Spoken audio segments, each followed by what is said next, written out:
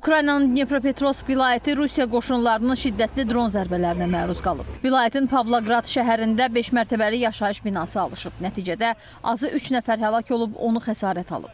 Hücum qurbanları arasında uşaq da var. Kiyevdə isə ötən gün yaşayış binasına hücumun baş verdiyi yerdə axtarış xilas etmə əməliyyatları başa çatıb. Son məlumatlara görə hücum nəticəsində 12 nəfər həlak olub, 87-si xəsarət alıb. Aprelin 25-i Kiyevdə matəm günü elan edilib.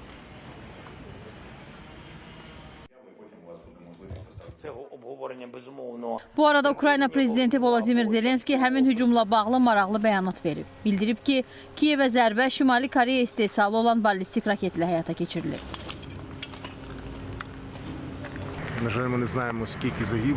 Bu vəhşi müharibənin dəhşətləri davam edir. Amma təəssüf ki, Azad adlanan dünya qismən başqa istiqamətə baxır. Azad dünya ilə birlikdə dağıntıları, qətilləri dayandırmalıyıq. Nə qədər tez olsa, bir o qədər yaxşıdır. Ukrayna qüvvələri isə yenidən Rusiyanın İvanova vilayətinin Şuya şəhərini hədəfə alıb.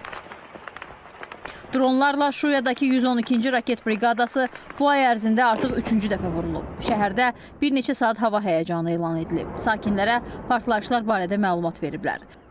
Xəsarət alan yoxdur.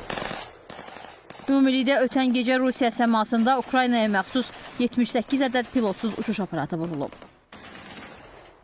Xavər Əliyeva, Fərda Abbasova, ATV Xəbər.